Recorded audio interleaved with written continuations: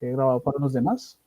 Eso. Entonces, sí, cuando nos veamos presencialmente, seguimos hablando de la parte de los proyectos y mira, yo creo que con lo que hicieron, las mediciones que hicieron y todas las pruebas, yo creo que pueden armar un informe bien, digamos, sobre el funcionamiento de eso, ¿no? Después, o sea, en la próxima clase damos espacio para ver eso del informe. Ahorita voy a compartir acá pantalla. Sigo mostrando acá, voy a compartir esta acá. Entonces va a ser algo corto, voy a tratar de no extenderme más allá de las 11, yo creo, o sea, que sea como 1 hora y 10 más o menos, ya que, pues para que sea como muy concreto, ¿no? Ya que no hay tanta gente como para hacer actividad. Listo. Entonces la idea de hoy era pues más abarcar la parte conceptual, entonces iba a dar un resumen de lo último que habíamos dicho, continuar con la idea de los campos magnéticos porque me quedé como por ese lado, y relacionar con la parte de energía electromagnética. ¿Sí? Ahí pues, quiero presentar como unos videos, de pronto no los vemos todos, sino los dejo como de consulta, pero sí aclaramos un par de cositas sobre fenómenos importantes dentro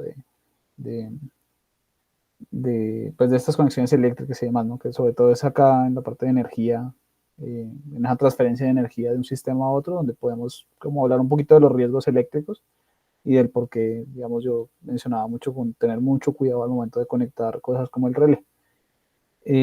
Entonces, en términos pues de resumen,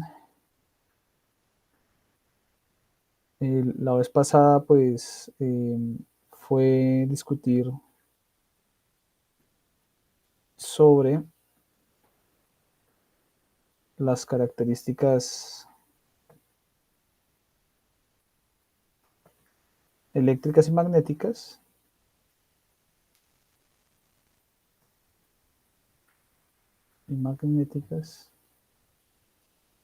de la materia.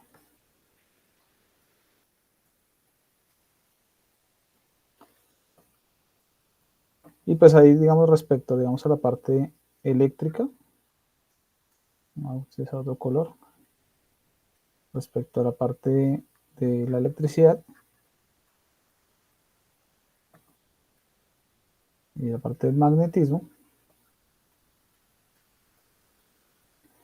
lo fundamental, digamos, fue mencionar que debido a trabajos como los de Franklin, este tipo de cosas, pues se dedujo esa existencia de dos tipos de carga, o esa característica de la materia llamada carga eléctrica, y que debido a esa característica existía un tipo de interacción, ¿sí?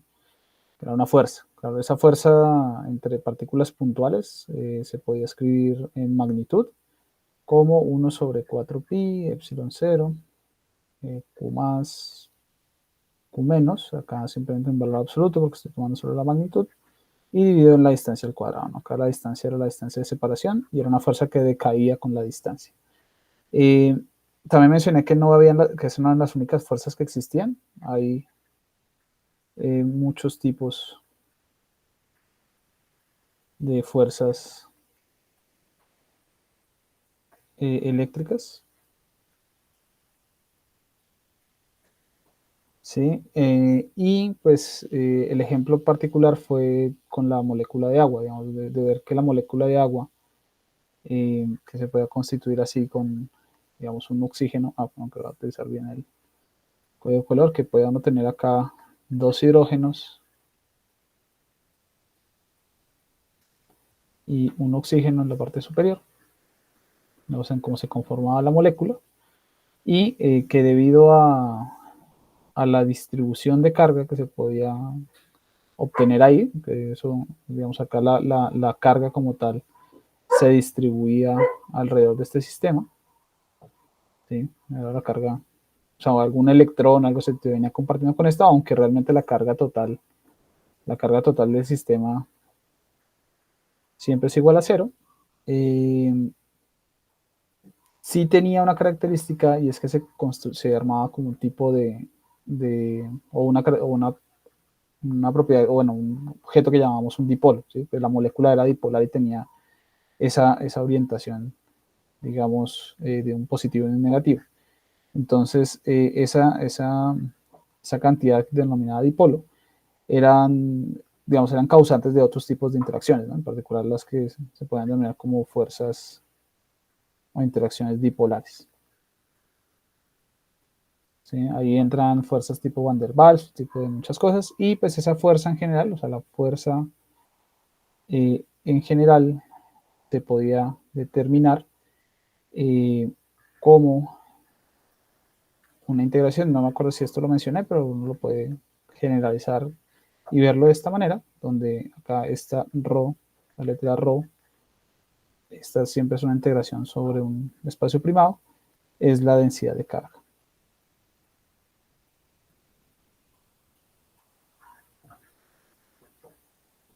¿Sí? Entonces es básicamente la cantidad de carga por unidad de volumen,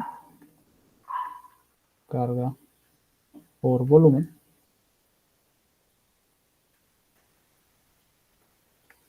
Y pues usando esa cantidad, acá uno podía corregir esto, dejarlo así, R'.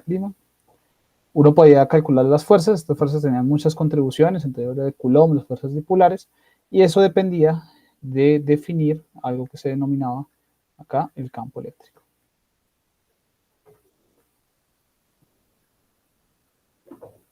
¿Sí? Ahorita vuelvo con ese detalle.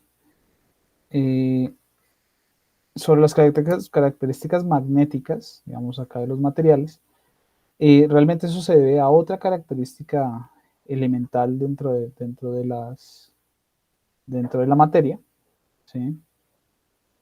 Que se denomina, esta flechita que estoy dibujando es un vectorcito, y se denomina el vector de spin, que es una característica, digamos, microscópica de los materiales. Eso, digamos, en conjunto, cuando un material, digamos, todos sus momentos, este spin era como un tipo de momento angular.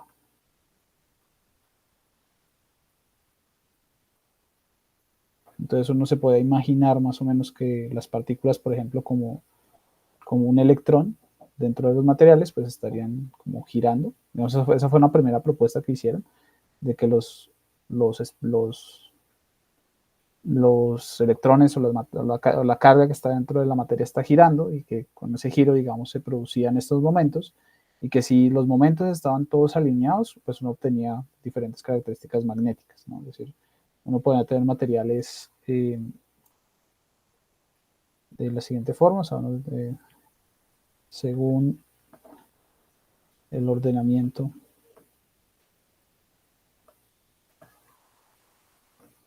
magnético interno,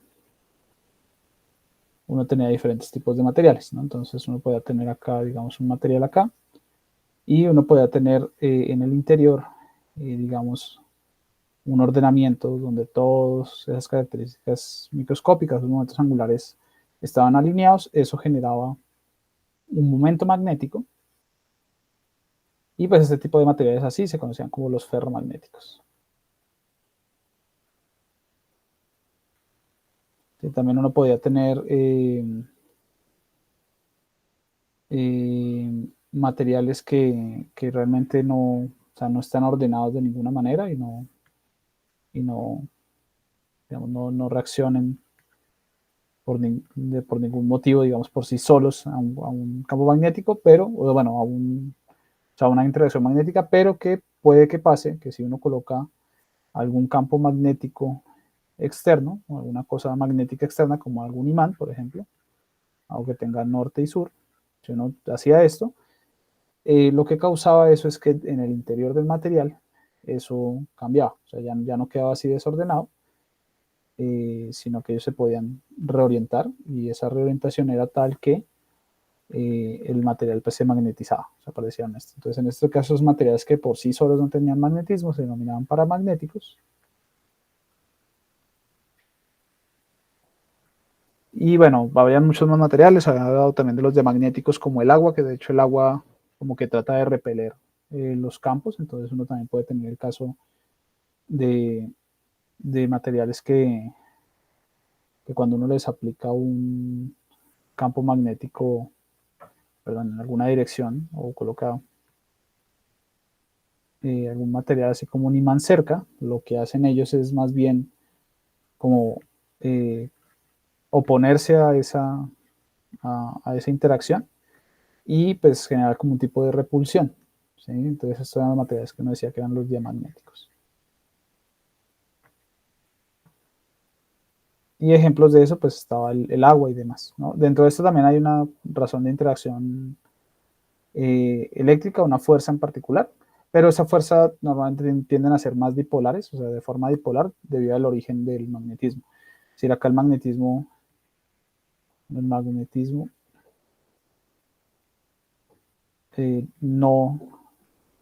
no hay, digamos, como cargas magnéticas, como en el caso de la electricidad. Acá lo que existen son más bien dipolos, o sea, de entrada existen dipolos magnéticos y no el caso análogo de estos punticos que uno dibuja acá. ¿Sí? Entonces, más o menos esa era la idea ya. Y yo me había quedado hablando, digamos, sobre la idea de campo eléctrico y campo magnético. ¿Sí?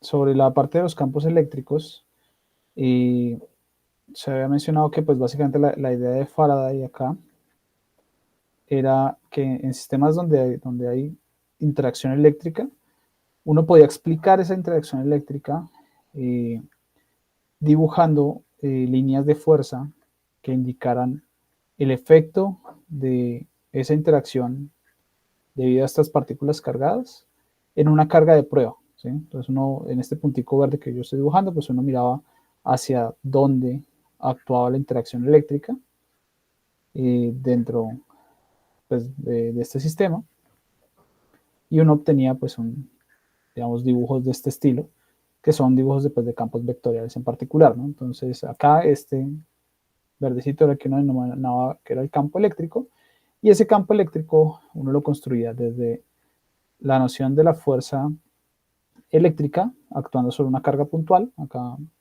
uno asume que hay una carga puntual en algún espacio, y lo definía simplemente así, como de hecho de esta ecuación para que sea coherente con la fuerza, el campo eléctrico se definía simplemente como la fuerza por unidad de carga.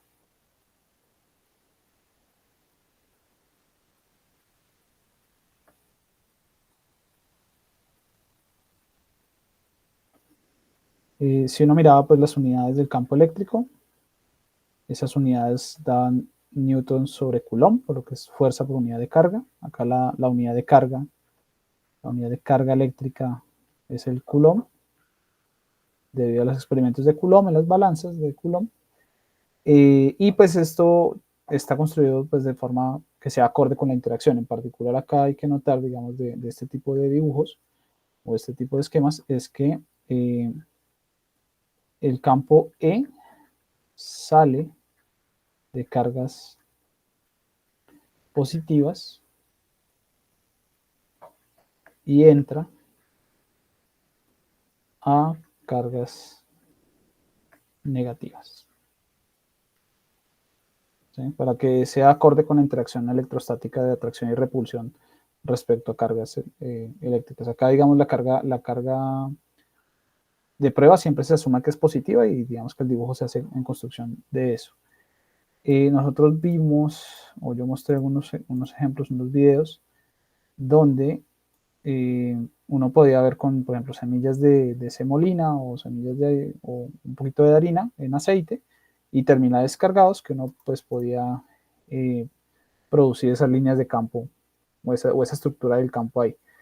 Nuevamente ahí no es que exista un campo per se, sino que hasta que no existe la interacción no se presenta, no se presenta el, el fenómeno como tal, ¿sí? Porque digamos acá inicialmente los sistemas pues ahí están desordenados, o sea, desde que no haya como cargas eléctricas presentes o algo, la interacción no va a aparecer y no aparece inmediatamente, ella se demora un tiempo en transmitirse, ¿no? O sea, es una interacción que no aparece ya, sino que después de un tiempo sí llega, ¿no? Entonces es una Digamos, mala idea de decir que los campos están presentes todo el tiempo. No, realmente no es que estén presentes todo el tiempo. La interacción aparece después de un cierto tiempo cuando hay pues material en la mitad que puede interactuar. En este caso, las semillas son materiales que se pueden polarizar, o sea, que pueden generar dipolos y se orientan en términos del campo, de tal forma pues que quedan así orientadas de esa forma.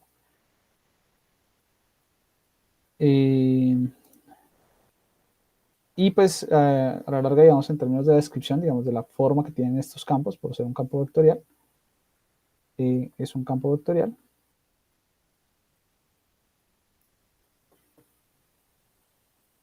con, con las siguientes características. Es un campo vectorial cuya divergencia es distinta de cero y de hecho es igual a la densidad de carga sobre el valor de epsilon cero y que su rotacional es igual a cero. Digamos, geométricamente, pues para tener esta forma que tienen acá los campos, de que son campos más bien divergentes, la idea es que E es un campo puramente divergente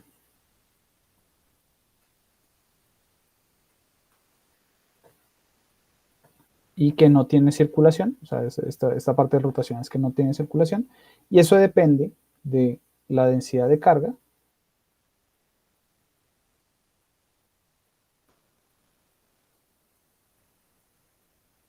y depende de esta constante que es la permitividad. Que acá se coloca sub cero pensando en que no hay material, pero cuando hay material esa permitividad cambia y depende si el material se puede polarizar o no, o sea, depende de cómo sea la interacción eléctrica del material. También respecto a esta, pues había puesto una forma, esta es la forma diferencial de lo que se conoce como la ley de Gauss. En particular esta de acá, ¿no? Solo esta de acá, esta es otra ley, que más adelante, ya cuando estemos presencial la discutimos, pero de momento es esta. Y esa tenía una forma integral en términos de un flujo, de que el flujo del campo eléctrico a través de una superficie cerrada era igual a la carga encerrada sobre epsilon cero. ¿Sí? Entonces, habíamos visto que, que en el sistema, por ejemplo, desde el positivo y el negativo acá,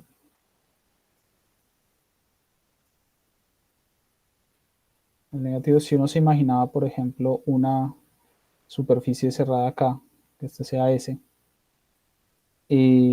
debido a que no había eh, carga encerrada acá, o sea, esta S no tiene carga encerrada, el flujo total sobre la superficie tenía que ser cero. Y eso pasaba porque en este esquema de el campo eléctrico, que se construye a partir de de las líneas de fuerza de Faraday, uno tiene un lado donde el flujo del campo eléctrico es positivo, perdón, es negativo porque es un flujo que es entrante, una parte que va entrando hacia la superficie, y tiene otro lado donde el flujo es positivo porque las líneas de campo están saliendo, ¿no? Entonces, en total, cuando uno sumaba esos dos flujos, pues el flujo total daba cero, ¿no? Diferente, pues si uno colocara la superficie en otro lado, ¿no? O sea, si uno colocara la superficie entre estos dos puntos de carga, si uno pusiera acá, y hiciera la superficie, no sé, acá, aquí sí ya el asunto es diferente. Acá sí el flujo de campo siempre, siempre sale, ¿sí? O sea, siempre acá en esta parte el flujo de campo eléctrico siempre era positivo. Y eso era porque ya había carga encerrada en esa superficie, ¿no? Digamos que uno puede hacer esos análisis respecto a la forma y respecto a los flujos de los campos. Y ahí me había quedado yo, ¿sí? Me había quedado ahí y me faltaba hablar como respecto a los campos magnéticos.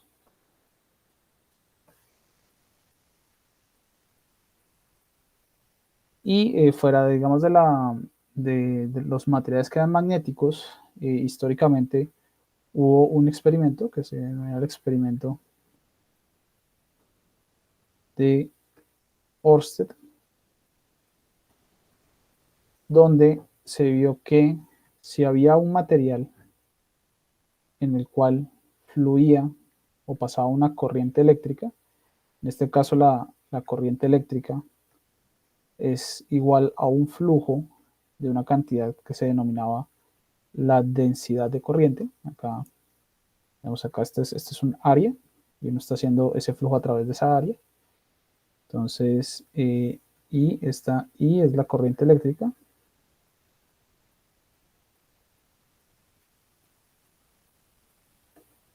¿Sí? Que en unidades representa la cantidad de carga por unidad de tiempo que se mueve en un espacio.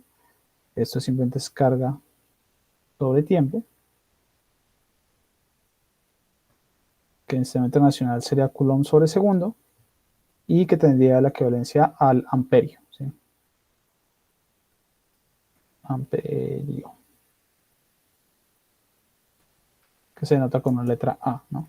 Pero digamos, esa corriente se debe a un flujo, perdón, a un campo denominado densidad de corriente, ¿sí? Que es un campo vectorial que, por ejemplo, para una densidad de corriente se calcula como la densidad de carga, perdón, por la velocidad. O sea, básicamente es una cantidad de carga. Esta es la velocidad en movimiento. Entonces acá lo que nos imagina básicamente es que esa corriente, la corriente total en algún sistema, siempre es alguna densidad de carga que ocupa algún volumen y que se está moviendo con una velocidad v. Esa es la que causa realmente que exista una corriente eléctrica como tal. ¿Sí? Y en el experimento de Ørsted lo que vio él es de que si uno colocaba una corriente eléctrica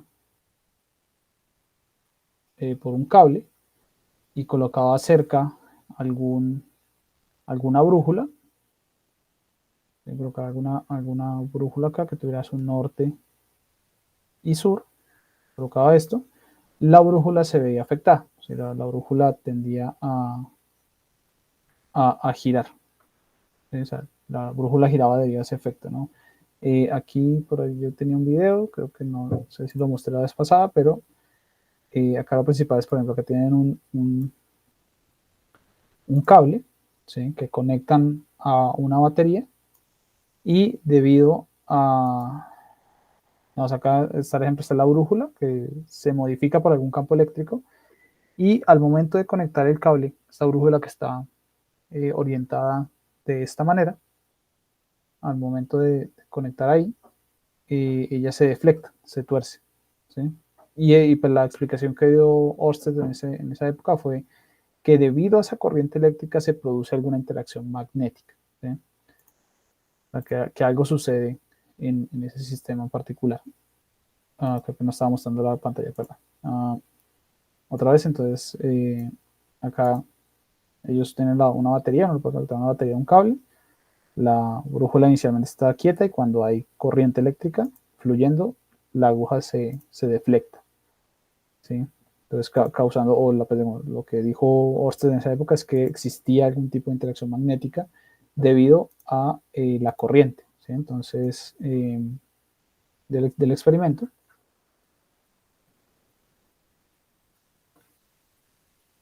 se deduce que una corriente eléctrica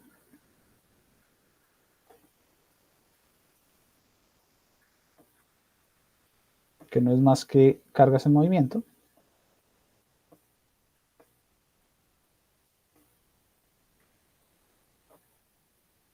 producen una interacción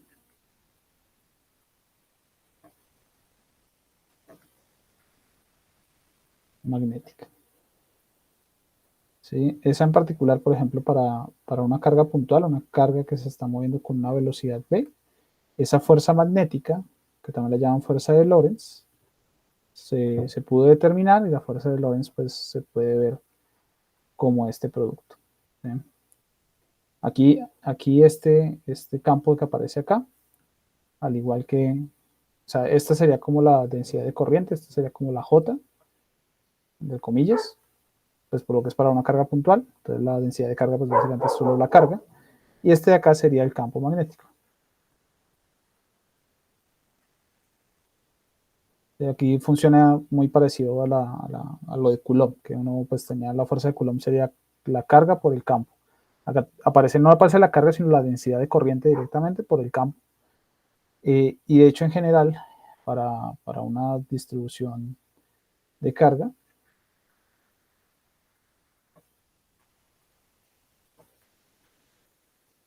o densidad, esa fuerza magnética se puede calcular como una integral de J cruz B, de B'. Todo se calcula sobre esto. Y en general las fuerzas, la fuerza electromagnética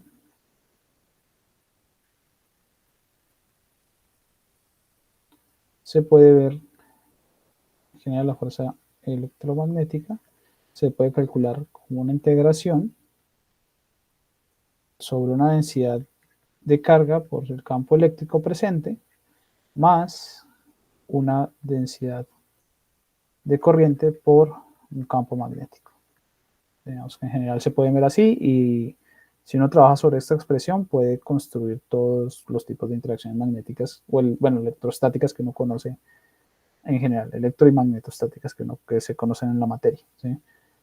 Y este campo eléctrico, pues ya hemos dicho, tenía esa característica de ser divergente y el campo magnético es como un complemento a, ¿sí? Sobre todo por por esta operación acá. Y es que en el experimento de Ørsted, para que las cosas tengan sentido, cuando hay un flujo de corriente, los campos magnéticos tienden a estar circulando eh, alrededor del cable. ¿Sí? Esa circulación tiene una dirección particular. La dirección, este sería el campo B, la dirección del campo sigue lo que se conoce como la regla de la mano derecha.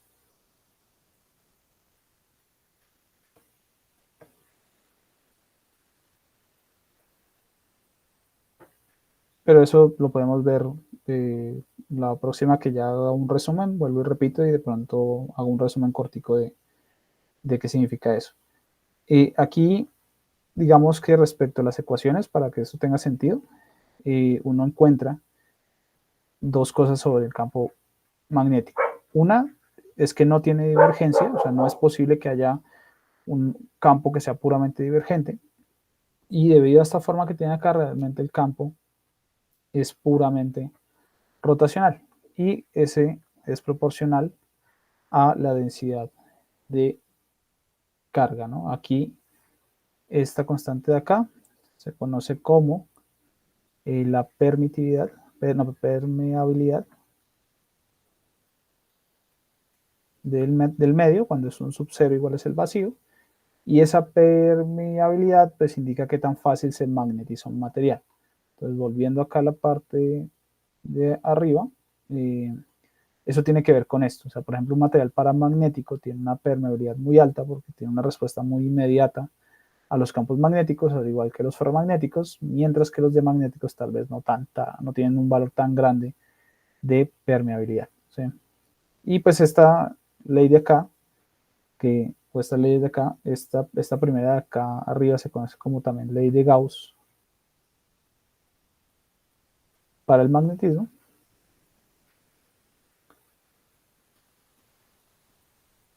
Y esta de acá se conoce como ley de Ampère.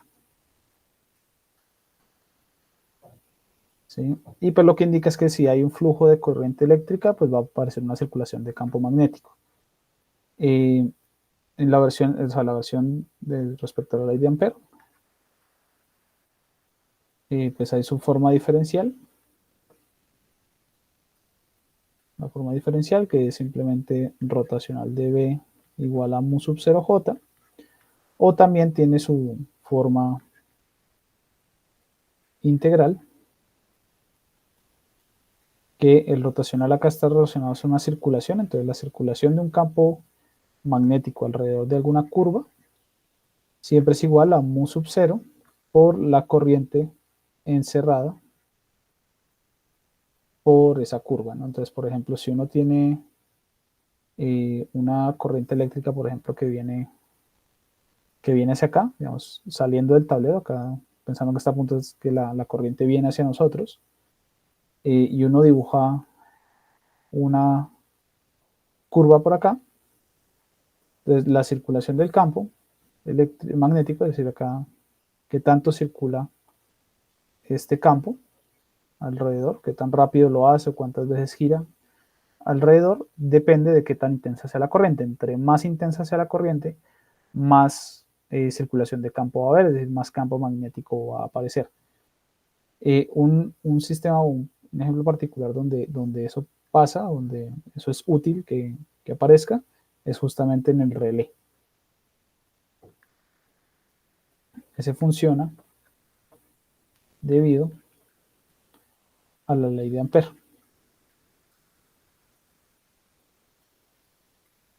¿Por qué?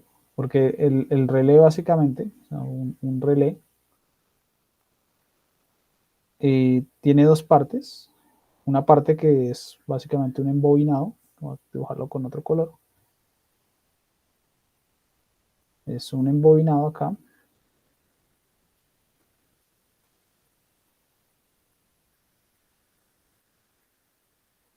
Y tiene otra parte pues que es acá una pequeña plaquita diamagnética que está conectada a como una palanquita mecánica, ¿sí? Entonces depende pues como esté dispuesto esto, pues se puede dar un contacto acá y se genera un contacto eléctrico en esta parte. Cuando hay flujo de corriente acá, cuando hay flujo de corriente en la bobina que está dentro del relé, se produce un campo magnético. Aquí la forma de la circulación es un campo que sale acá, queda haciendo esto, pero pues acá circula, acá realmente el campo vuelve y entra, pues para que sea algo que circula, tiene que ser de esta manera, pero apenas existe ese campo magnético acá, que es el equivalente a tener un tipo de imán acá, pues esta pieza de acá se separa o se mueve, haciendo que haya contacto, ¿sí? Hace que aquí esto se vaya a mover y genere el contacto, ¿sí? Ahí digamos que dispara eso. Entonces tiene un switch mecánico, pero es un switch mecánico manipulado a través de una bobina y debido a un campo magnético que se genera en la bobina. Entonces, por ejemplo, sí, eso, la función del relé se puede explicar a través de la ley de Ampère en particular. Es una forma de ver que ahí la ley de Ampère pues explica ese fenómeno correctamente. Listo, creo que eso respecto a los campos eléctricos y magnéticos en general. Yo igual la próxima repaso ahí y ya quisiera entrar entonces en la parte de energía electromagnética.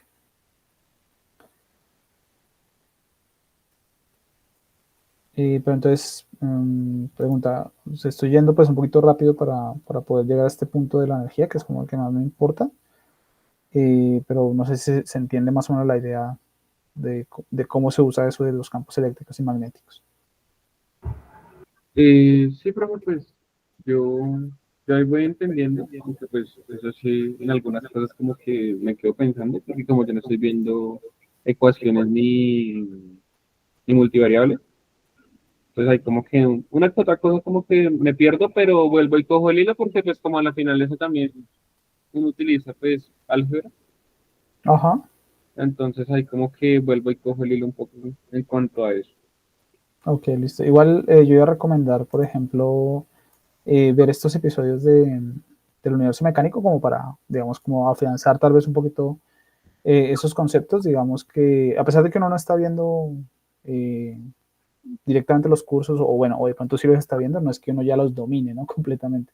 O sea, puede que tus compañeros estén viendo lo de vectorial o de multivariado, pero no necesariamente pues son expertos en el tema, ¿no? Uno apenas está aprendiendo, ¿no? Entonces, lo bueno, lo que me gustan de estos videos, ahorita no, pues, no los iba a colocar, es que pues se explican sin necesidad de meterse en tanto con eso, ¿no? O sea, sí utilizan algunos elementos, pero muy, muy superficiales. Y eso pues tiene que ver con la parte inicial que yo di del curso, porque pues la idea, la primera parte del curso era pues aclarar esta notación y como cuál era la interpretación geométrica de estas cantidades, ¿no? Sí. Sí, entonces, más que todo, tener como claro esa idea de que, por ejemplo, una divergencia significa un flujo, o sea, que exista un tipo de flujo y que haya un campo que tenga esta forma como saliendo o entrando hacia algún lugar, mientras que un rotacional, un campo que solo tenga rotacional, es más bien un campo que está circulando, que está girando de esta manera. Y digamos que con esa idea es suficiente, sobre todo para lo del taller, ¿no? Que no he tenido tiempo de hacerlo, voy a ver si pronto lo hago. Ok. Para que lo miremos. Yo creo que la siguiente clase miramos unos ejercicios del taller que son muy conceptuales en el sentido de decir, bueno, hay o no hay campo, sí, no hay campo, si hay flujo, no hay flujo, si hay circulación, no hay circulación, o sea, algo muy, muy conceptual. O sea, no, la idea no es entrar en cálculos muy extensos, porque como tú dices, esto sí requiere algo de ecuaciones diferenciales y de ecuaciones diferenciales parciales para uno poder solucionar los problemas así puntuales, así que pues vamos a evitar meternos por ahí y vamos a analizar más conceptualmente. Ok. Listo. Listo, Gracias. listo, va. Entonces, eso sobre la parte eléctrica, bueno, vuelvo y recomiendo entonces este episodio que es el 29 y el episodio 35 de la serie del universo mecánico, es la que siempre coloco, ahí ellos explican más o menos pues esos conceptos, ¿no? Entonces este es el 35 y el 39, ¿sí? Que son el 29, perdón. Son los dos que tienen que ver con campos eléctricos y magnéticos. Ahora sí, volviendo bueno, así yendo, perdón, al tema de energía electromagnética, tal vez uno ya, pues por lo que nosotros dependemos mucho de la energía eléctrica realmente, y ya también pues en el PEAMA pues, se ha discutido bastante sobre fuentes de energía, sobre esa importancia de buscar fuentes renovables y demás. Pues digamos que ya se tiene esa noción de que la parte eléctrica, las interacciones electromagnéticas, tienen energía. De hecho, son energía, son una forma de energía en particular. Pero pues eso históricamente lo demostró bien esta persona, ¿sí? Que es James Prescott Joule, ¿sí? Que es el mismo de la unidad de energía Joule. ¿Sí? Digamos, por él es que se le da el nombre a la unidad de medida de la energía. Él inició sus trabajos sobre la parte mecánica y el calor. O sea, de hecho, encontró que el calor era una forma de energía y que se podía transformar en energía mecánica y viceversa, también que la energía mecánica se podía transformar en energía en forma de calor. ¿Sí? Entonces, como que vio que esas dos cantidades eran la misma cosa, eran la misma cantidad como tal. Creo que no, él no fue el primero en hacer eso, o sea, no fue el primero en fijarse en eso, sino que fue el primero en hacer un experimento muy riguroso donde demostró eso, ¿no? Entonces él tiene este trabajo que se denomina sobre el equivalente mecánico del calor y es un experimento donde eh, utiliza, acá muestra un poquito del equipo, pero a ver si tiene una imagen un poquito más clara. Creo que no. Utiliza una manivela, ¿sí? Para generar fricción en un cilindro que está frío, ¿sí? Para generar fricción sobre un cilindro que está frío o pues sobre alguna sustancia que está fría, ¿sí? Acá, bueno, acá tienen todas las partes como por separado, pero la idea principal es ir calentando, por ejemplo, agua a través de una manivela, ¿no? Entonces, está James Prescott Joule con el experimento del equivalente.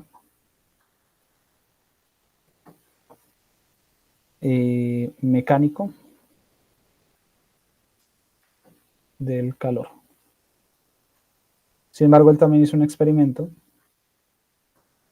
respecto al equivalente eléctrico del calor. Y él lo que vio es que él podía, por ejemplo, acá, si tenía alguna sustancia que estuviera fría, y utilizaba alguna manivela acá con unas, o sea, utilizaba como algunas aspas que estaban acá, algunas aspas acá, puestas con alguna cuerda que le permitiera dar giros acá, o sea, que uno podía hacer giros acá, que ese movimiento y esa fricción que se generaba en el sistema se transmitía en calor. Entonces él vio que una energía de movimiento se podía transferir en una transferencia de calor. Esta transferencia de calor la veía a través de un aumento de temperatura. Entonces él acá colocaba un termómetro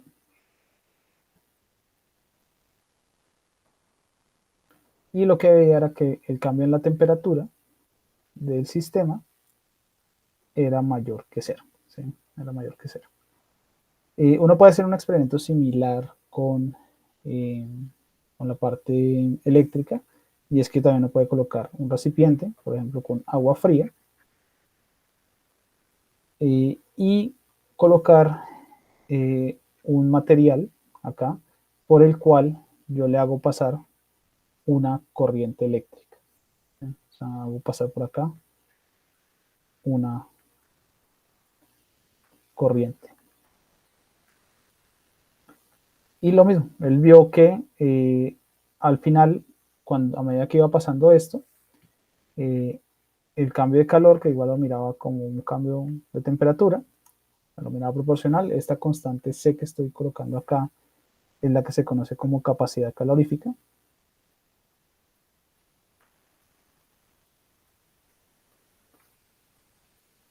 Y es una cantidad asociada a qué tan fácil se absorbe energía un material.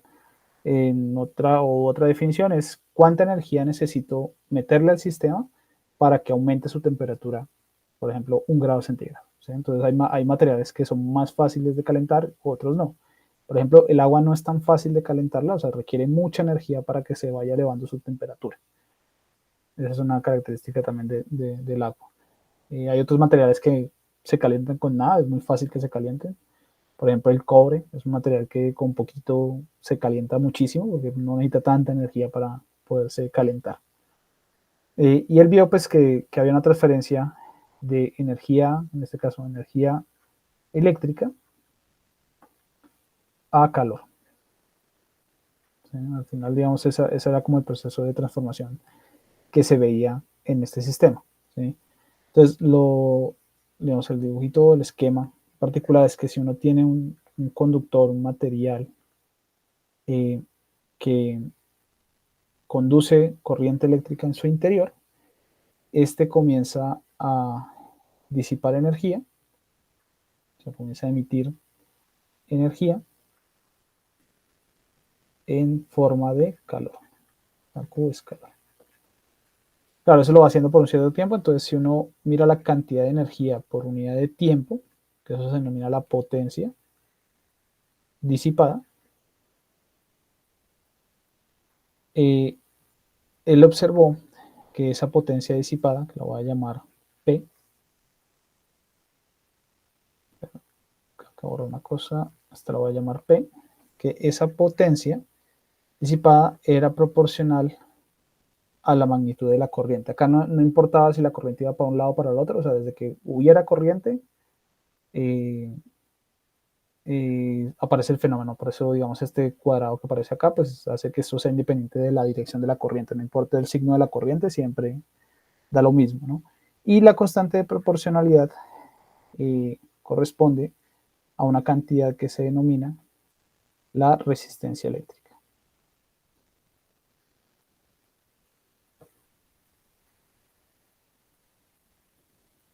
Eléctrica.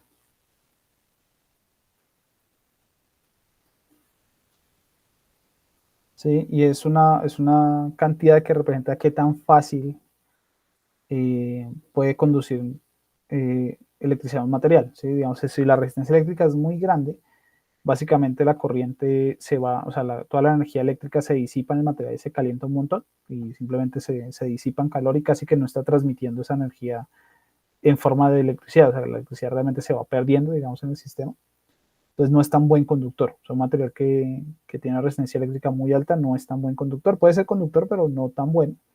A diferencia de otros materiales que sean de resistencia eléctrica baja, que sí son buenos conductores porque mantienen pues la transferencia, digamos, de energía eléctrica dentro de su material. Eso, independientemente del material, siempre existe una resistencia, siempre va a existir una resistencia. Entonces, siempre, siempre, siempre está este fenómeno de disipación. Eso es algo que uno no puede evitar. O sea, las cosas siempre se van a tender a calentar y pues eso, eh, pues en general, pues ocurre, ¿no? O sea, es algo que uno no puede evitar. Eso es debido a la segunda ley de la termodinámica realmente, de que los procesos siempre tienen algún término de disipación, siempre hay alguna pérdida, entre comillas, de energía, o sea, una transformación de algún tipo que uno no puede recuperar. O sea, ese calor que uno tiene acá es muy difícil recuperarlo nuevamente a la parte de la energía eléctrica. Aquí pasa, por ejemplo, que si uno despeja de esta ecuación, si uno saca de esta ecuación y despeja, eh, por ejemplo, la corriente eléctrica, queda así. Entonces, si uno tiene un sistema donde la resistencia eléctrica se va para cero, cuando R va para cero, la corriente eléctrica tiende a ser infinita, ¿sí? Se aumenta demasiado y cuando pasa eso, los materiales se saturan y se rompen, digámoslo así, de forma eléctrica. Esto es lo que uno realmente observa cuando pasa ese tipo de cosas, es que aparece un corto, una chispa o alguna cosa, porque la corriente es tanta que el material no lo soporta y se acumula en un punto hasta que pues, revienta, hasta que bota el chispazo porque la corriente tiene que irse para algún lado, la carga tiene que irse para algún lado. Estos sistemas donde la resistencia es cero, en los sentidos clásicos, sucede cuando hay un corto, ¿sí? Cuando hay un cortocircuito, eh, los materiales como si no estuvieran, ¿sí? Es como si no hubiera resistencia al material y es como literalmente como que se rompió el material y ya no hay material eh, pues que se oponga, digamos, al movimiento, ¿no?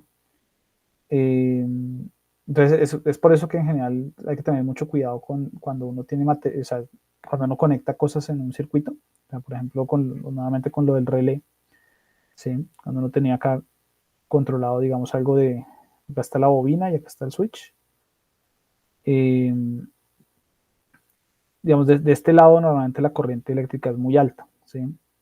Y si uno coloca esto así nomás, o sea, coloca terminal positivo y negativo, y no le pone nada en la mitad, la resistencia eléctrica de estos cables, que digamos, pueden ser de cobre y demás, es muy pequeña. O sea, digamos, este es un cable de cobre. La resistencia tiende a ser muy pequeña, ¿no? No es cero totalmente, pero tiende a ser muy pequeña. Así que la corriente que pasa por acá es muy alta. Y si es muy alta, la cantidad de calor que se disipa aumenta demasiado y el cable se calienta muchísimo hasta que se quema, hasta que ya se rompe el material. Entonces, siempre es recomendable, pues por seguridad, tener antes del algún material que sea resistivo, que tenga una resistencia lo suficientemente grande para que la disipación, o sea, la disipación se vaya, es en el material y el material lo aguante. O sea, que el material se vaya calentando, pero que lo aguante sin quemarse. Entonces, siempre es importante tener eso, o sea, antes del switch, tener una resistencia eléctrica ahí. Entonces, parece que ustedes conectaban mal eso, hacen una mala conexión, por ejemplo, la motobomba, puede pasar ese fenómeno de que el cable se comienza a calentar demasiado hasta que se queme, ¿sí? Y eso es un peligro porque al quemarse va a haber un punto básicamente de ruptura del material. El material en un corto básicamente se rompe, ¿sí? Acá se rompe y como uno igual lo tiene conectado a alguna fuente de energía, las cargas eléctricas siguen fluyendo acá, y como no tienen camino donde ir, se comienzan a acumular todas acá. Acá comienza a haber una gran acumulación de carga.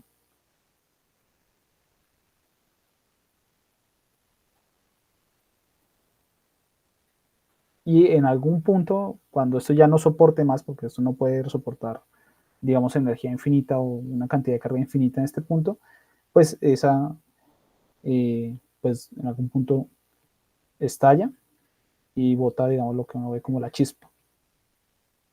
Porque eventualmente esos electrones tienen que, o sea, las cargas eléctricas que están llegando acá, que son electrones, tienen que moverse a algún lado porque quieren moverse, algo los está empujando, hay una fuerza eléctrica que los está empujando para acá, y pues ellos se transmiten al aire. ¿Sí? Lo que pasa es que acá se calienta tanto que el aire alrededor se ioniza y recibe a esos electrones. Esa chispa que uno ve ahí son diferentes electrones que se están moviendo al aire, que se están transmitiendo. Entonces, estos realmente son electrones que están pasando ahí.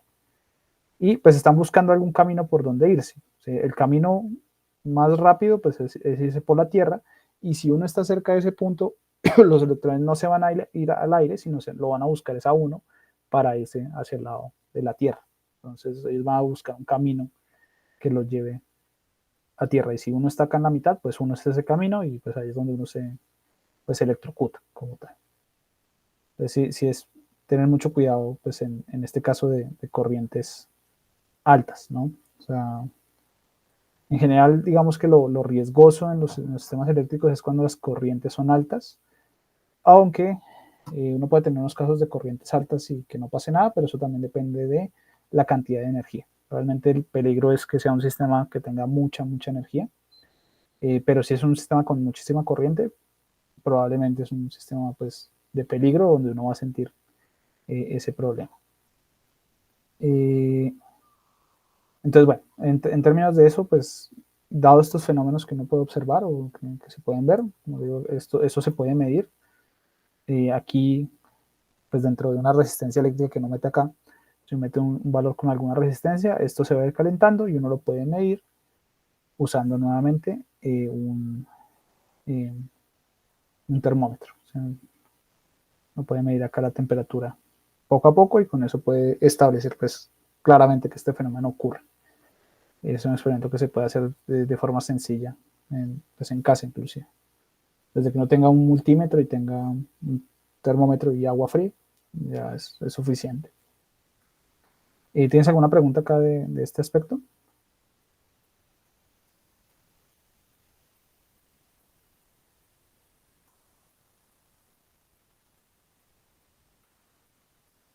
Bueno, pues creo que no. Me dices cualquier cosa si tienes dudas. Entonces, pues acá, No, sí, sí, sí. ¿cómo? Ahí voy bien por ahora. Pues Listo. digamos que esto también lo entendemos, al menos yo. Bueno, y mis compañeros lo entendemos un poco por lo de la clase de taller. El profesor pues les ha adelantado bastante tema que verán pues en circuitos y demás. Ah, bueno, bien. Entonces, bueno. Pues que acá los campos eléctricos y magnéticos tienen energía o llevan energía. Sí, son un tipo de energía. ¿Sí? Y pues respecto al campo eléctrico, uno puede ver que, por ejemplo, la cantidad de energía eh, que está almacenada de pronto en un sistema de una carga puntual, es decir, cuando uno tiene acá una carga puntual y pues de ella uno dice que se emite un campo eléctrico, es que esa cantidad de energía, digamos, asociada a eso, se puede calcular.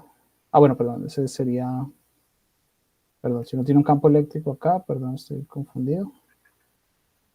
No tiene un campo eléctrico que proviene de algún sistema, no tiene que ser una carga puntual. Y uno ve cuánta energía yo necesito para mover esta carga en contra del campo, ¿sí? Porque digamos, si yo coloco la carga acá, ella se va a tender a mover en la dirección del campo, si es una carga positiva. Eh, y pues si yo necesito, pues si yo me opongo a ese movimiento, o sea, por eso coloco un menos, yo tengo que hacer la siguiente cantidad de energía. Tengo que darle al sistema esta cantidad de energía. Esto es básicamente porque uno está oponiéndose acá, aquí, de acá sale el producto Q más por E, que es la fuerza, ¿sí? Y lo único que estoy haciendo es, según el camino que yo quiera, por el cual yo quiera mover acá la partícula, este sería un camino C, pues yo tengo que, digamos, ganarle al campo eléctrico, o sea, suministrar una cierta energía pues para poder mover esto de forma libre, ¿no? Porque el campo eléctrico siempre me va a tender a mover esto para otra dirección. De esta idea, digamos que es una idea más bien del trabajo que uno tiene que hacer para mover una partícula, uno define la cantidad que es el voltaje o el potencial eléctrico realmente, el potencial eléctrico,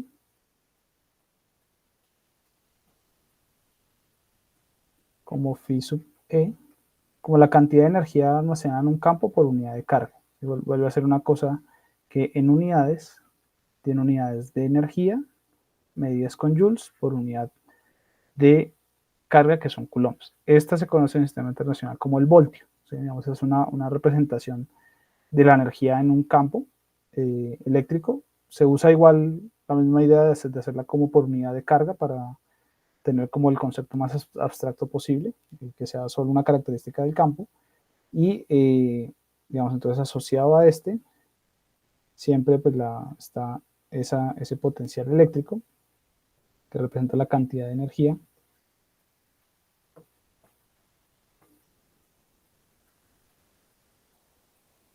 por unidad de carga.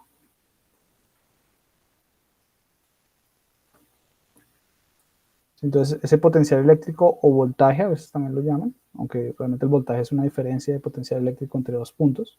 Cuando tengo un punto A y un punto B, donde acá hay un potencial B y acá hay un potencial A, se llama potencial porque en esos puntos existe la posibilidad de que exista movimiento de carga.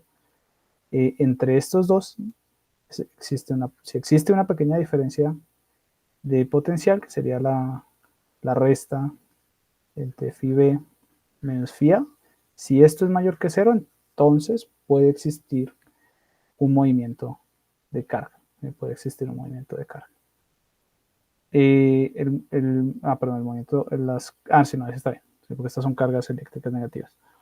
Si las cargas siempre tienden a irse hacia, o sea, las cargas negativas tienden a irse siempre al valor no, se lo dibujo al revés, de mayor potencial. Las negativas, las positivas van en dirección contraria. Sí, pero esta diferencia, o sea, este delta phi, es el que se conoce como voltaje. Entonces, siempre y cuando exista un voltaje, puede existir movimiento de cargas, ¿no? Entonces, dentro de este sistema que está acá, siempre que haya una diferencia de potencial entre este punto y este punto, puede haber un movimiento de cargas. Entonces, si uno calcula cuál es la potencia de ese movimiento, que en este caso sería, ¿qué sería? La cantidad de energía por unidad de tiempo, que esto se puede escribir como la cantidad de energía por unidad de tiempo por carga sobre carga, cada uno hace un pequeño despeje. Si uno organiza esto, esa potencia la puede ver igual a la cantidad de energía por unidad de carga multiplicada por la cantidad de carga por unidad de tiempo. Acá voy a colocar esto, voy a estar colocando las unidades. Si uno acá multiplica y divide básicamente por una carga, puede ver que la potencia en un sistema eléctrico se puede calcular como el voltaje por la corriente. ¿Sí? Esta es otra equivalencia que de pronto sí la han usado en taller. ¿Sí? Y del experimento de Joule, uno encuentra entonces que esta potencia eléctrica, que es la multiplicación de voltaje por corriente, va a ser igual a la resistencia eléctrica multiplicada por la corriente al cuadrado. Si uno simplifica ahí, va a encontrar que el voltaje es igual a la resistencia por la corriente. Esta es la que se conoce como ley de Ohm. Y pues se usa para analizar muchos circuitos y pues se plantea una relación entre voltaje y corriente. Entonces acá uno puede responder acá una pregunta y es ¿cuándo es peligroso un circuito? Sí, yo ya dije anteriormente que cuando la corriente eléctrica es muy grande puede ser peligroso, pero eso realmente depende del valor de la potencia, ¿sí? Entonces, realmente es cuando la potencia es muy alta.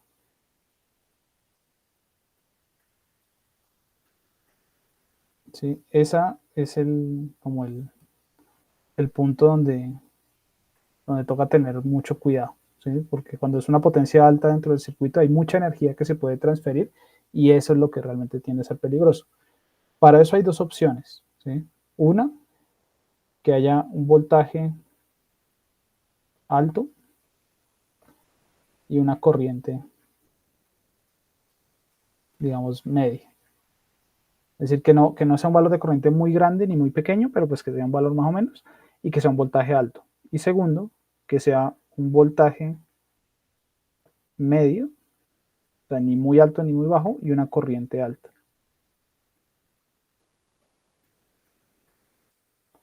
En general, digamos, algunas de esas dos combinaciones pueden ser fatales, ¿no? O sea, cualquiera de esto puede ser fatal. ¿Sí? Puede ser muy, muy, muy peligroso. ¿Sí? Entonces uno tiene que siempre medir con eso. ¿A qué se refiere uno, por ejemplo, con corrientes altas, por ejemplo? ¿Sí? O sea, por encima de 1 amperio o más. Sí, eso ya es una corriente alta. Una corriente media pueden ser una cosa del orden de 10 miliamperios. Eso es una corriente media, una corriente bajita. Un voltaje medio puede ser una cosa, por ejemplo, entre 5 a 12 voltios. Eso es algo, digamos, controlable. Eh, Mientras que un voltaje alto puede ser ya, no sé, 200, bueno, de hecho ni siquiera 120 voltios o más. Igual hay conexiones, por ejemplo, que tienen kilovoltios, ¿sí? Y que la corriente igual es de 10 miliamperios, eso igual es mortal, ¿sí? Uno puede tener combinaciones, por ejemplo, en los dispositivos electrónicos, que son los que ustedes manejan en el proyecto, que lo normal es que ustedes tengan voltajes de entre 5 y 12 voltios a de 1 a 10 miliamperios, ¿sí? Entonces realmente tienen valores medios de voltaje y corriente, así que en general la potencia que está aquí, la potencia que se disipa acá, no es tan grande. Y así ustedes toquen las piezas, porque normalmente esas piezas están descubiertas, pues no les va a dar ningún toque, no, o sea, no los va a electrocutar de ninguna manera. Sí les fluye corriente, pero es tan bajita que ustedes no la perciben.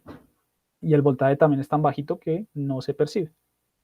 Digamos que en general no hay problema, ¿no? Entonces, por eso decía que los dispositivos electrónicos que ustedes manejan o que han manejado no son un riesgo eléctrico real. Diferencia del caso de la electrobomba, sí, de la bomba que sí era otra cosa, sí era más peligrosa. Sí, dime.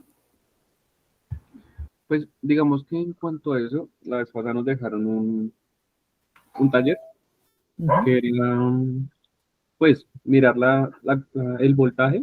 Bueno, o sea, mirar cómo hacer un cálculo de cuánto consumen eh, pues los dispositivos electrónicos.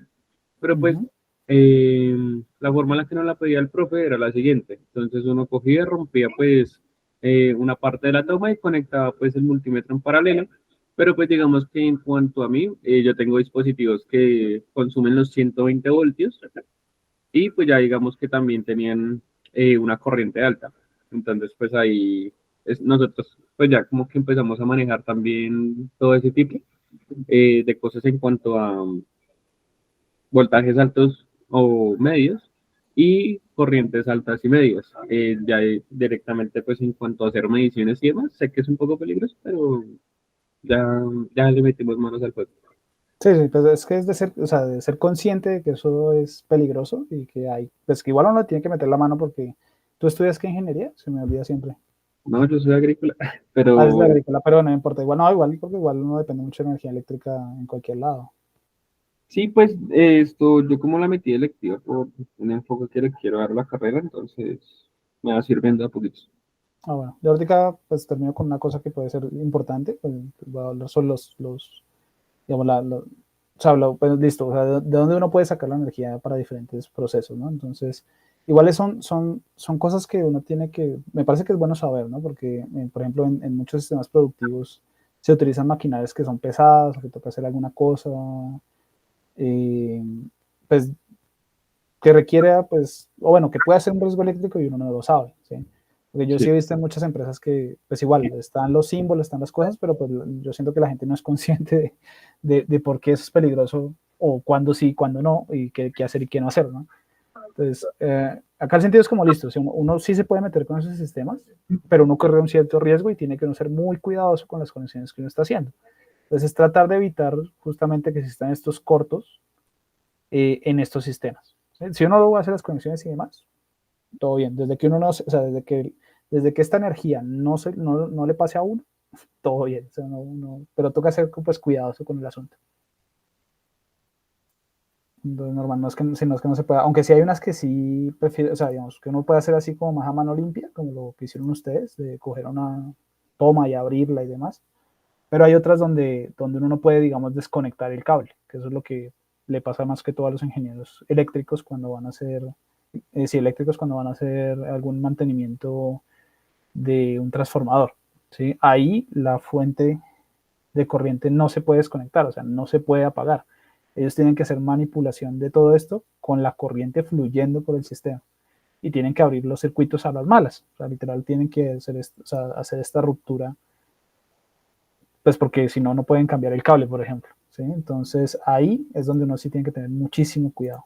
Es un trabajo de muy alto riesgo, tienen eh, pues que estar protegidos, tienen el material adecuado y demás. En lo que han hecho ustedes hasta el momento, por ejemplo, también si se hubiera podido lo de la bomba con el relé y el contractor, digamos, es una cosa de riesgo eléctrico, pero no necesita o sea, no necesita mucho material especial. Igual, se recomienda, por ejemplo, usar guantes, usar botas de caucho que lo aíslen a uno del suelo y demás, porque si de pronto hay algún toque, o sea, algún corto, alguna cosa, pues que la cantidad de energía que se transmite hacia el cuerpo de uno, pues sea la menos posible para que no haya riesgo ahí. Listo. Entonces, en general, los que estamos manejando no hay riesgo por esa razón, ¿no? Pero sí son cosas de tener como cuidado. Eh, listo.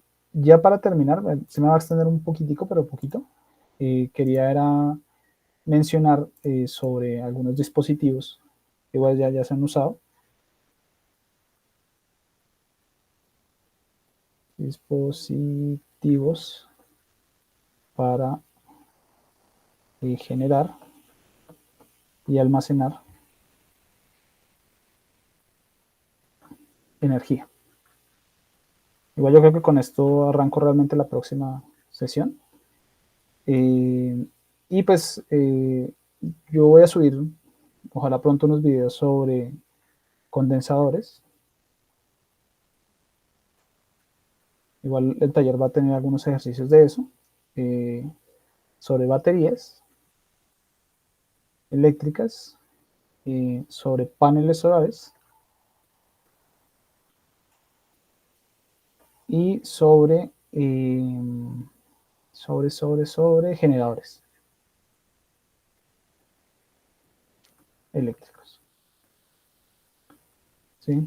Los dos de arriba, los dos primeros, los condensadores y las baterías, son dispositivos para almacenar, y los paneles y los generadores pues son para generar.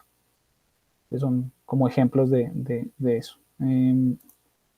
Entonces, por ejemplo, respecto a las baterías, yo creo que igual la siguiente arranco con esos videos, pero simplemente para que queden acá en el video. Las baterías eléctricas, que veamos acá hay un video sobre los carros en general. Estas baterías están compuestas eh, por diferentes placas, placas de diferentes materiales interconectadas y sumergidas dentro de un ácido, generalmente sobre todo la de los carros, ¿no? ¿Por qué un ácido? Porque básicamente eso optimiza la cantidad de carga que se puede almacenar en el material, ¿sí? Y la liberación de esa energía, o esa energía que pasa a ser energía eléctrica, proviene de una reacción química, de una reacción que se llama una reacción electroquímica. Es decir, que la batería funciona transformando energía química en energía eléctrica. ¿Sí? Por acá está más celeste. Normalmente eso tiene que estar lleno de un fluido que permita esa conducción, que permita que aparezca esa reacción. Normalmente, como digo, son ácidos. ¿Sí? Y pues siempre y cuando se pueda hacer esto, pues esto digamos que va funcionando.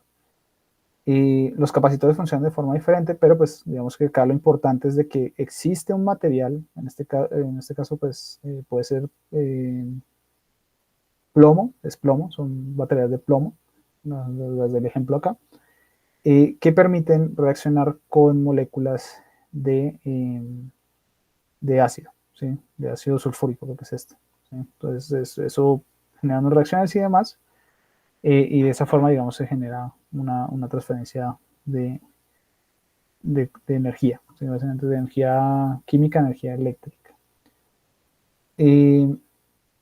Pues bueno, este no es el caso, pero igual lo dejo en el video para revisarlo. Y es que eh, el instrumento, por ejemplo, como el pHímetro, está muy basado en este mismo principio, ¿sí? O sea, en que hay una membrana o hay algún material que reacciona con un electrolito o un líquido que tiene la posibilidad de suministrar iones de carga. Básicamente es como la idea principal del funcionamiento, por ejemplo, de un pHímetro. ¿Sí? Entonces voy a colocar acá un video cortico sobre el pHímetro. Yo creo que con eso termino, digamos, por hoy. Entonces el video es muy cortico. Creo que está en inglés, pero pues ahí trato como de resumirlo o alguna cosa. Y ya con eso terminaríamos, ¿no? Igual, cuando la siguiente retomamos justamente con este punto de los dispositivos como tal. Entonces, me avisas si se escucha bien o no el audio del video. Hay que escuchar un poco.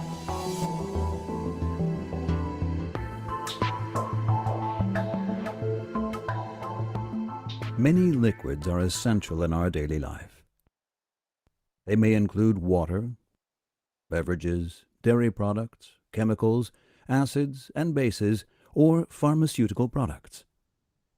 The quality of these liquids is determined by their chemical properties. To assess these properties, various principles of measurement are used. One of these principles is pH measurement according to the potentiometric principle.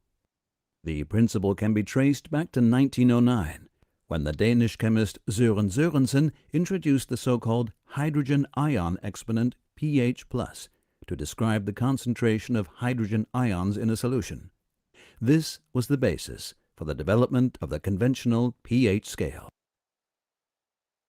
In 1889, Walther Nernst formulated the Nernst equation that for the first time related electrical voltage to ion concentration. The Nernst equation derived for pH is the physical basis for pH measurement according to the potentiometric principle. Entonces, aquí, pues ahí lo que dijeron básicamente es que, pues sí, el pH es una de las cantidades importantes en la caracterización de algún líquido. Pues ustedes ya yo creo que saben más del por qué. Pues, digamos que es una medida que uno como que hace muy rutinaria en general para poder ver si, por ejemplo, si una planta puede crecer en un suelo o si cierta sustancia está de buena calidad o no. Hay como muchas cosas importantes que uno puede determinar a través del pH. Aquí mencionan que está esta ecuación creo que de Nest, creo que se llama, sí, creo que es de Nest, pero se puede corregir después, eh, donde hay una relación con un potencial eléctrico o un voltaje y la concentración de iones de hidrógeno en una sustancia. ¿Sí? Entonces, usando esa relación uno puede medir indirectamente el pH, que es un exponente respecto a la concentración de iones de hidrógeno, con un voltaje. Digamos que como es en base en eso, o digamos como en esa fórmula, que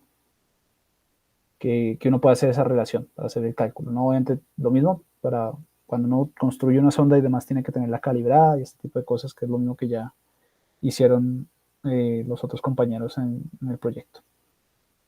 Entonces, sigo con el... Potentiometric pH measurement is the measurement of a potential difference using so-called glass electrodes or non-glass electrodes. In the case of glass electrodes, the pH-sensitive element is a glass bulb that is fused to the end of a glass tube. The electrode is filled with a neutral potassium chloride solution buffered at pH 7 and contains a silver chloride wire that forms the electrical connection. The reference Entonces, acá están diciendo que pues, básicamente está construido primero por como un electrodo, una pequeña válvula ahí de un material, que ahorita mencionan un poquito mejor, y dentro de esa está rellena de algún electrolito o algún líquido como de referencia. Es como si es como un punto de referencia, en este caso sería como un material un líquido que tenga un pH neutro, para que sea como la referencia respecto a ese se está midiendo la concentración de iones de hidrógeno en una solución que esté fuera. Y en el interior de todo el tubo, inmersa en ese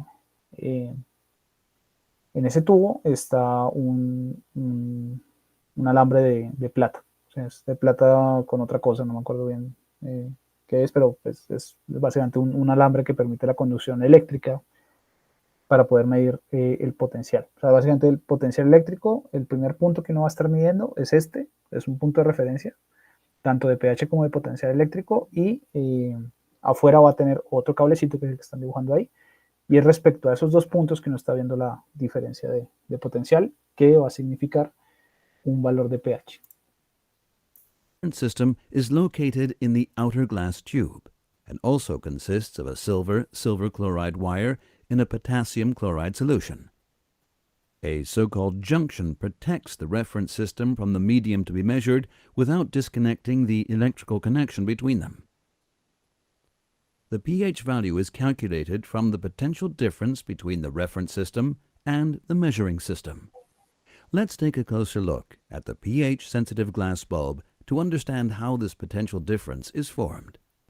Diluted hydrochloric acid, for example, contains large negatively charged chloride ions and small positively charged hydrogen ions.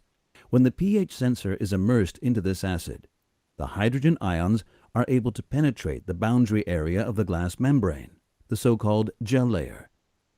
The considerably larger chloride ions remain in the solution. The result is a charge separation. The same process. Aquí, digamos, el material del tubo es tal que forma una membrana que permite solo el paso de iones de hidrógeno, ¿sí? Mientras que los de cloro se van a quedar ahí, que no logran pasar. Eso no estoy seguro si es por el tamaño del átomo o alguna cosa, pero solo deja que se aproximen esas cargas. Y eso pues causa una separación de cargas, es lo que está diciendo acá, ¿no? Entonces hay unas cargas que se quedan pues, negativas dentro del líquido que está externo, y unas cargas positivas que se pegan al electrodo, digamos, del pHímetro. Esto es parecido nuevamente acá a lo que pasa en la reacción electroquímica que hay en la batería, donde unas moléculas que son cargadas negativas se tienden a pegar hacia los electrodos y quedan otros iones en la solución. Es, digamos, el mismo fenómeno electroquímico que está ocurriendo acá en esta membrana. Digamos, la membrana está hecha de tal forma que se pueda dar esa reacción electroquímica y haya esa separación de cargas. Process occurs on the inside of the sensor with the neutral solution buffered at pH 7 that has a constant concentration of hydrogen ions. If the hydrogen ion concentration, hence the pH value on the inside, differs from the concentration on the outside, a measurable potential difference forms. If the hydrogen ion concentration on the inside is lower than on the outside, as shown here, the measured solution is acidic with a pH value lower than 7. Entonces, ahí mencionaron que básicamente en la parte interior, digamos, en la solución de referencia que está en el interior, ocurre un fenómeno parecido, y lo que va a ocurrir es que hay una diferencia, digamos, de concentración entre la parte exterior e interior. Eso depende de la referencia, de la solución de referencia en el interior, ¿sí? Entonces, cuando hay esa diferencia de concentraciones, hay una diferencia de potencial y por tanto un voltaje, ¿no? Entonces, dependiendo de si el voltaje es positivo o negativo, uno puede decir, es una solución, la externa tiene un pH ácido o básico, dependiendo, o sea, si tiene más iones de hidrógeno o menos iones de hidrógeno que la solución de referencia interna, ¿no? Entonces, por ejemplo, pues hacer uno mismo, o sea, que nosotros hagamos nuestra propia sonda sí es muy difícil, porque necesitaríamos tener caracterizada muy bien una solución de referencia y dejarla totalmente aislada del exterior y demás. Entonces, por eso fue que el otro grupo pues optó por comprar directamente la sonda, porque es que es muy difícil, pues uno mismo sin materiales, o sea, sin maquinaria especial y demás, pues construir ese sistema, ¿no? Pero sin embargo, pues digamos que teniendo la sonda, que tenga eso, pues si se mide el voltaje, pueden determinar el pH, que eso es lo que están haciendo con el Arduino a la larga, ¿no? Entonces, si, bueno, voy a ver acá un poquito el video, si hay una diferencia entre los iones de hidrógeno en el exterior que con el interior, se da una medición, en este caso, pues una medición que marca un pH ácido, y por el otro lado, pues va a dar pues, positivo mayor que 7 y sería pero un voltaje negativo, que sería un pH mayor que 7 y un pH más básico. Is acidic with a pH value lower than 7. If the hydrogen ion concentration is identical on both sides, no potential difference forms and the measured solution is neutral with the pH value 7. The measured solution is basic if the hydrogen ion concentration inside the glass bulb is higher than in the measured solution. pH measurement with non-glass sensors is based on so-called ion-selective field effect transistors, short ISFET. They use a MOS transistor arrangement, which contains a pH-sensitive layer instead of a metal gate. Positive hydrogen ions forming at this layer. Bueno, esta parte ya es otro tipo de pHímetro que funciona ya con transistores y tiene un circuito integrado propio, ¿no? O sea, acá esto ya es un circuito integrado particular y ya funciona con otro principio distinto. Sí, el que tienen allá, el que ya instalaron, pues es de este tipo. Y por eso sí es muy importante que no se ensucie, que no se vaya a ensuciar este electrodo, que no se vaya a ensuciar, porque pues si se ensucia con algo va a tener de pronto algún exceso de iones de hidrógeno en su superficie y eso va a afectar la medición. Va a dar un voltaje más alto, sí, de hecho más alto del que debería y pues es una lectura errónea.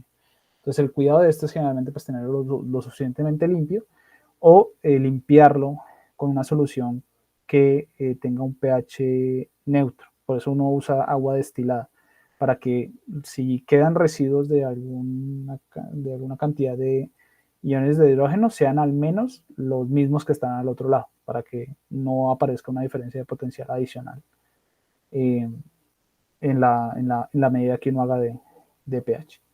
Entonces aquí pues nuevamente recalco la importancia de una reacción también tipo lo de la batería eléctrica en el funcionamiento del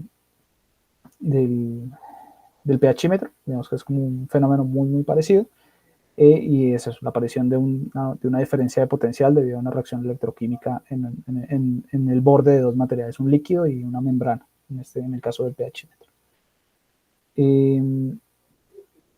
Yo creo que es así, y la siguiente más bien muestro los videos de los paneles solares y demás, de los condensadores, o sea, arranco con esa parte en particular. Y por hoy sería dejar así. O sea, es como un resumen de algunos conceptos y que quede como material de consulta. Listo, profe. Profe, además de eso, te quería decir que, pues, en cuanto a Sandra y John, pues ellos sí tenían pensado conectarse, pero pues Sandra está prácticamente en el monte y pues dijo que no le llegaba bien la señal y los mensajes literal me llegan cada 40, 50 minutos de hecho. Mm. Y pues en cuanto a John, él sí no tiene pues cómo conectarse. Sí, listo, listo. Sí, pues por eso la idea también era grabarla. O sea, yo le dije como pues colocar más o menos a ver quiénes pueden estar y grabar la sesión pues como para tener ahí el material. Entonces yo la subo, apenas se genera el video, lo subo a YouTube y después le subo el enlace al Classroom para que lo puedan ver mejor. Y sería, pues la única tarea sería como repasarla, o sea, repasar la grabación, pues para que les comuniques, ¿no? Ya que estaba hablando con ellos. Que se debe repasar la grabación, llevar preguntas a la siguiente sesión y pues ahí vamos hablando sobre el tema, o sea, seguimos sobre el tema la siguiente. Listo, bro. Listo, vale. Entonces, gracias por asistir y nos estamos viendo entonces en estos días. Listo, profe, muchas gracias. Hasta luego. Se cuida.